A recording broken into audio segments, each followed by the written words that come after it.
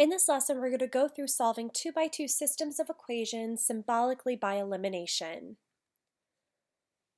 So our steps to solve by elimination are to first arrange the equations so that my like terms line up. So that means my x's are underneath my x's, my y's are under the y's, the constants are under each other, and the equal signs are under each other. If we need to, we may need to multiply one or both equations by a number that's going to make opposite coefficients. The reason to do this is so that we get one of the variables to be eliminated, to cancel out.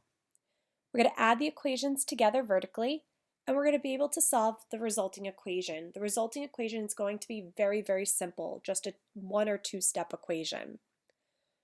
We're going to then find a value for a variable. So we're going to use substitution to find the second variable. We'll write our solution as an ordered pair and then check the solution in both equations. So we're going to solve the system by using the elimination method.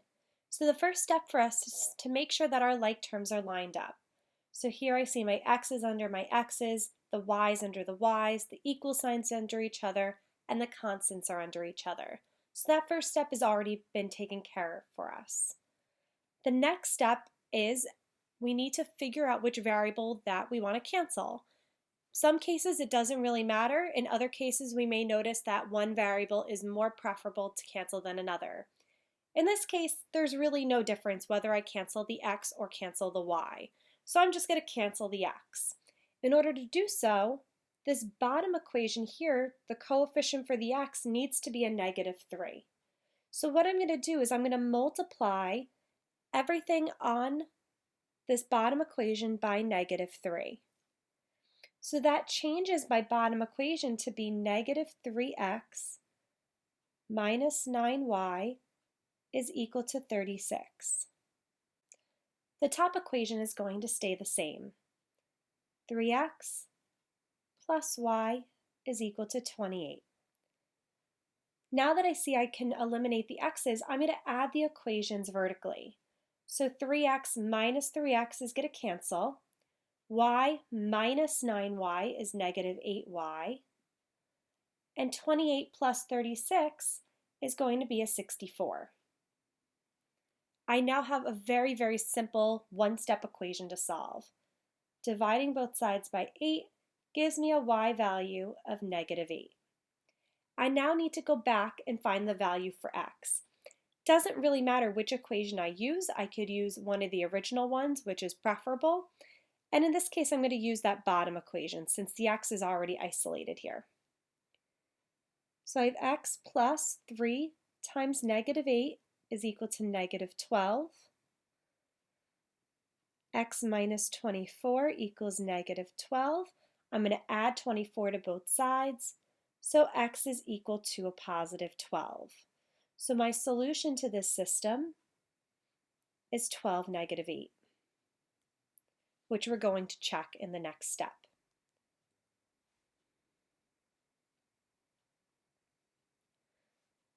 So again, when we check, we need to check in both equations. So I have 3 times 12 minus 8 equals 28. 36 minus 8 equals 28, so that checks. Second equation, 12 plus 3 times -8 equals -12. 12 minus 24 equals -12. And again, this also checks. In this next example, we see that we already have the x, y's, equal signs, and constants lined up the way we'd like them to be. So now we need to decide which variable we're going to cancel. In this case, I'm going to cancel the y's since I already have a positive and a negative sign there. So now all I need to do is make the 2 and 3 the same value. In order to do so, we're going to look at the least common multiple of 2 and 3, which is 6. So I'm going to multiply the top equation by a +3 and the bottom equation by a +2. So my top equation becomes 9x minus 6y is equal to 66. My bottom equation becomes 4x plus 6y is equal to 14. Now that I have a variable with opposite coefficients, I can add the equations together.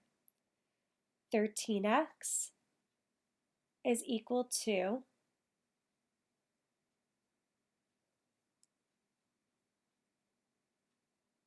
52.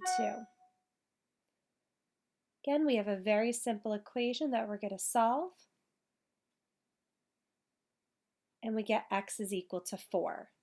I'm going to go back to one of my original equations to find the value for y. Doesn't matter which equation I use, I'm just going to use the bottom one.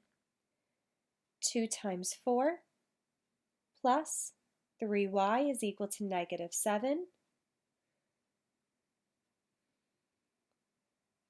3y is equal to -15, so y is equal to a -5. So my solution here is 4, -5.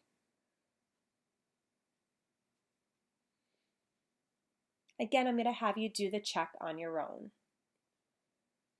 Okay, in this next example, I see that I do not have everything lined up the way it should be. So you could decide either you want to change the bottom equation or the top equation. Doesn't matter. I'm going to change the top equation by subtracting y on each side. So my top equation is now x equals -y plus 3, and my bottom equation will stay the same.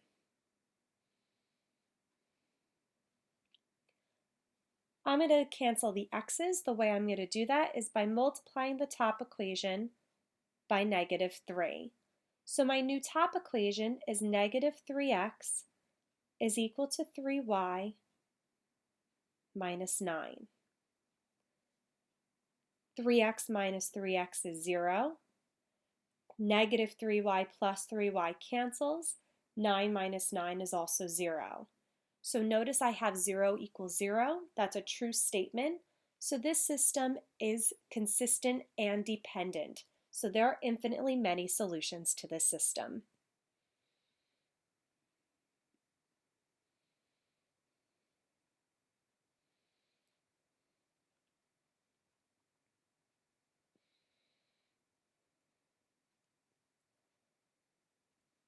In my next system, I notice that everything is lined up, but in order to cancel, if I want to cancel the x's, I'll multiply the top equation by -1.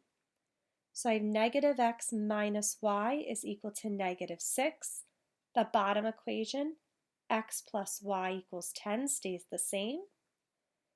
X's cancel, y's cancel, so I'm left with the 0 on the left-hand side is equal to 4. This is not a true statement. We know 0 never equals 4. So this is an inconsistent system. So there's no solution.